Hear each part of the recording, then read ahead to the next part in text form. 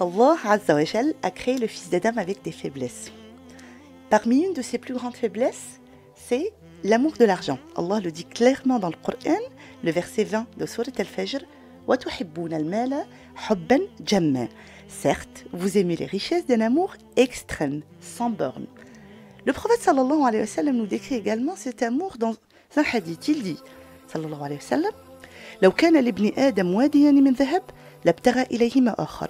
Si le fils d'Adam possédait 2 rivières en or, il aurait souhaité en posséder une troisième. La question qui se pose, c'est pourquoi Allah Azza wa Jal nous a créés avec cet instinct, cet immense amour pour le bien-être matériel, et en contrepartie, il nous demande de faire as-sadaqa, de donner l'aumône pour les pauvres, les nécessiteux, les gens qui sont dans le besoin. Et, subhanallah, le prophète sallallahu alayhi wa sallam nous cite un grand nombre de hadiths pour décrire les bienfaits de sadaqa. Sadaqa guérit de la maladie, prévient du mauvais sort. Sadaqa atténue les calamités, supprime les calamités, atténue les difficultés. Sadaqa expie les péchés. Yani, subhanallah, la charité éteint les péchés comme l'eau éteint le feu, comme le dit le hadith. As-sadaqa taftah abwab al-jannah, la sadaqa ouvre les portes du paradis. As-sadaqa taj'aluna tahta dhil arsh ar-rahman yawm al-qiyamah.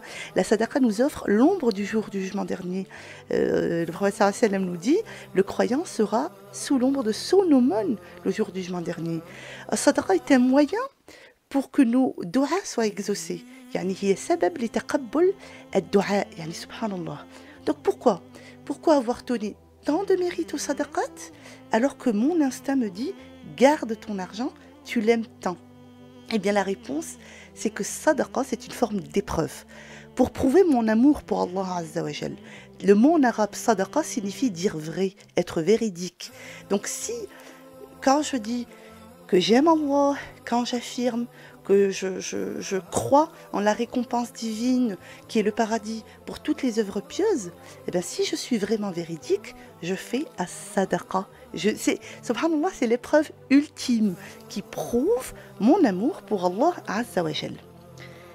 Allah dans le Coran utilise plusieurs moyens pour nous inciter à faire des sadaqat.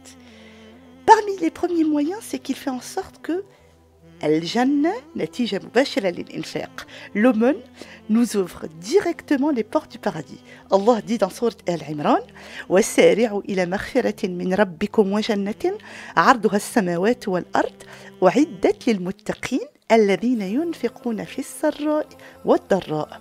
Et empressez-vous et concourez vers un pardon de votre Seigneur et à un jardin large comme les cieux et la terre, préparé pour les pieux. Qui sont ces pieux, Ya Allah? Les pieux qui dépensent dans l'aisance et dans l'adversité. Ya Allah, subhanallah, on vous parle de Jannah. Al-Jannah, vous savez, Al-Jannah, elle a été décrite par un hadith du prophète, laissez-moi vous faire rêver. Il dit, sallallahu alayhi wa sallam, la place que prendrait le fouet de l'un d'entre vous dans le paradis est meilleure que la vie ici-bas et tout ce qui s'y trouve. Et la place que prendrait l'arc de l'un de vous au paradis est meilleure que la vie d'ici-bas et tout ce qui s'y trouve. Subhanallah. لَقَابُ قَوْسِ أَحَدِكُمْ مِنَ الْجَنَّةِ خَيْرٌ مِنَ الدُّنْيَا وَمِثْلُهَا مَعَهَا. Subhanallah. Allah Azza wa Jal nous incite à donner et à nous donner, subhanallah, vite, à ne pas hésiter, à ne pas tomber dans le piège de Satan qui consiste à temporiser, at-taswif. Allah nous met en garde contre at-taswif. Sawfa, c'est une formule du futur. Shaitan ne viendra jamais chez un pieux lui dire ne donne pas sadaqa, parce qu'il sait que le musulman, le croyant, aime sadaqa. En revanche, il va utiliser un moyen détourné. Il va utiliser la temporisation.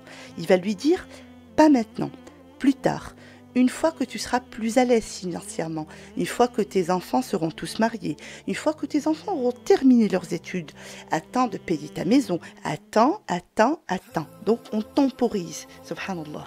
Allah Azza wa Jal nous met en garde contre ce stratagème de Shaitan. Regardez dans ce qu'il dit dans Surat Al-Munafiqun, Surat les hypocrites. وأنفقوا مما رزقناكم من قبل أن يأتي أحدكم الموت فيقول لولا أخرتني إلى أجل قريب فأصدق وأكن من الصالحين ولكن لن يؤخر الله نفسا إذا جاء أجلها. Ô vous qui avez cru que ni vos biens ni vos enfants ne vous distraient du rappel d'Allah, et quiconque fait cela sera alors parmi les perdants. Et dépensez de ce que nous vous avons octroyé avant que la mort ne vienne à l'un de vous, et qu'il dise alors, donc chacun de nous dira ça, et qu'il dise alors, Allah, accorde-moi un court délai, je ferai l'aumône. Subhanallah. Au moment de notre mort, on ne souhaiterait pas lire le Coran ou faire salat ou... Allah, accorde-moi un court délai, je ferai l'aumône et serai parmi les gens de bien. Allah, cependant, n'accordera jamais de délai à une âme dont le terme est arrivé. La ilaha illallah. La ilaha illallah. Allah est en train de nous dire, allez-y, donnez des sadaqat avant qu'il ne soit trop tard, avant que la mort ne vienne à l'un de vous. Et pour nous encourager, il fait en sorte de multiplier les hasanat accordés aux sadaqat d'une façon unique. يضاعف الحسنات بشكل فريد. De manière générale, on sait que من جاء بالحسنة فله عشر أمثالها. On sait qu'en islam, celui qui accomplit une bonne action verra son salaire multiplié par 10. Je lis une lettre du Coran, Allah m'accorde 10 hasanat. Concernant sadaqa, c'est complètement différent. Pourquoi? Parce que l'être humain a besoin de mobiles et de raisons sérieuses pour être poussé à dépenser vers les voies de bien. Combien pensez-vous qu'Allah Azza wa Jal multiplie les sadaqat, subhanallah, par 20, par 30, par 700? Oui, minimum 700. Allah Azza wa Jal nous dit dans Sourate Al-Baqarah, مثل الذين ينفقون أموالهم في سبيل الله. Ceux qui dépensent leurs biens dans le sentier d'Allah ressemblent à quoi? كمثل حبة أنبتت 7 سنابل في كل سنبلة 100 حبة والله يضاعف لمن يشاء. Ressemble à un grain d'où naissent 7 épis. Chaque épi contient 100 grains et Allah multiplie la récompense à qui il veut. La ilaha illallah. Vous savez, n'importe quel projet terrestre où on investit 100 € et où ça nous rapporterait 200 €, on serait fou de joie. Allah nous parle d'un investissement. Si je mets 100 €, Allah me le rend multiplié par 700 au minimum. Subhanallah. Donc c'est 70 000 € en retour, voire des milliards. Allahu Akbar. Subhanallah. Il y a un très beau hadith prophétique où le prophète sallallahu alayhi wa sallam nous décrit cela.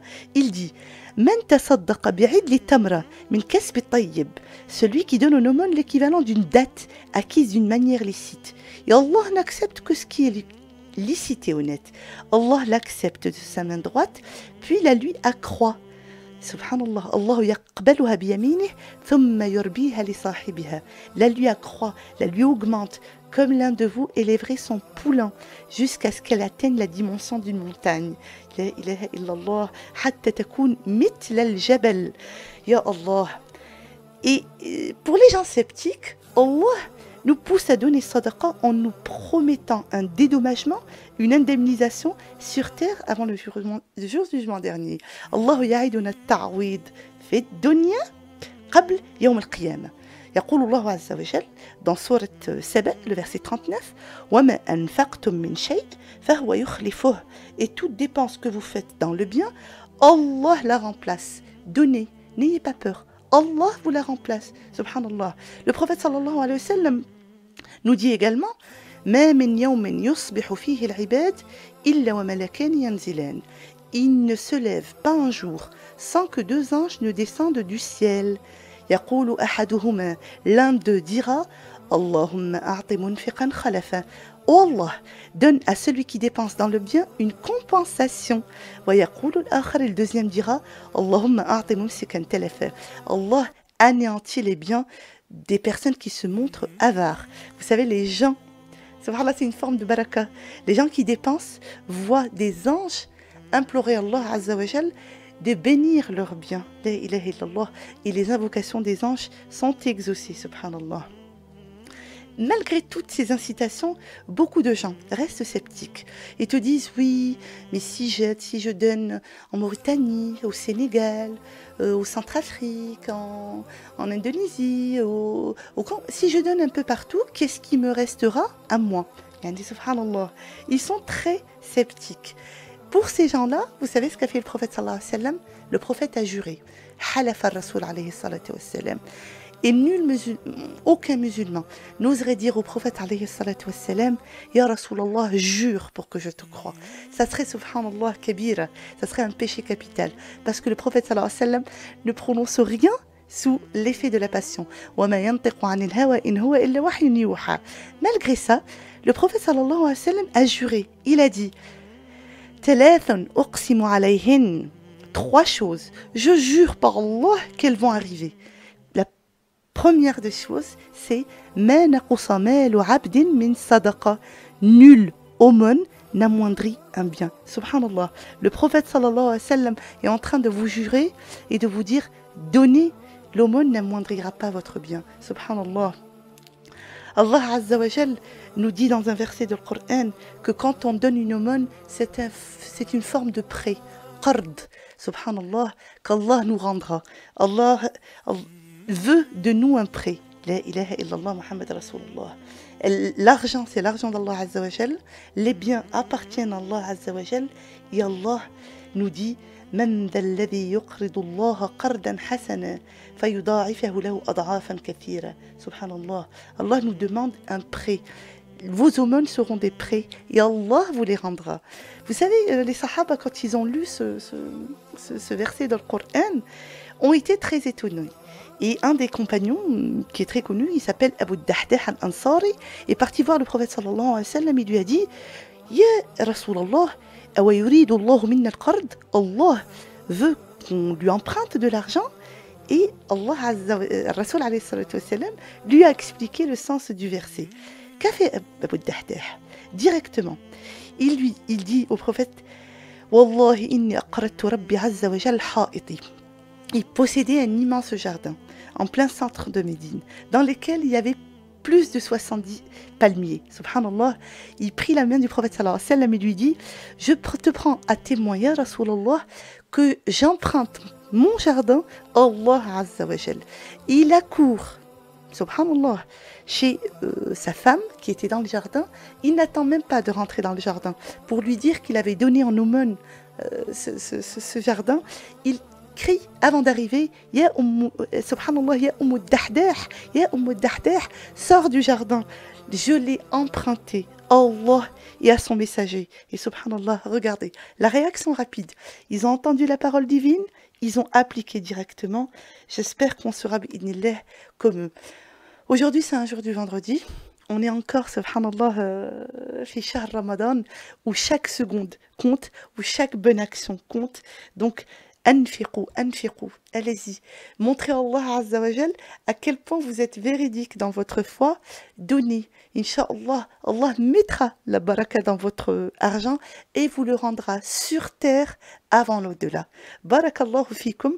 N'oubliez pas notre projet multi-hasanat, donc construction de mosquées, construction d'écoles, arbres, masahif, colis alimentaires pour les veuves, Ouïghours et Rohingyas, plantation d'arbres. Donc, Inch'Allah, je vais mettre le lien. Bi'idnillah Azza wa Jal. Le projet est presque terminé. Inch'Allah, qu'il sera fini avant la fin de Ramadan.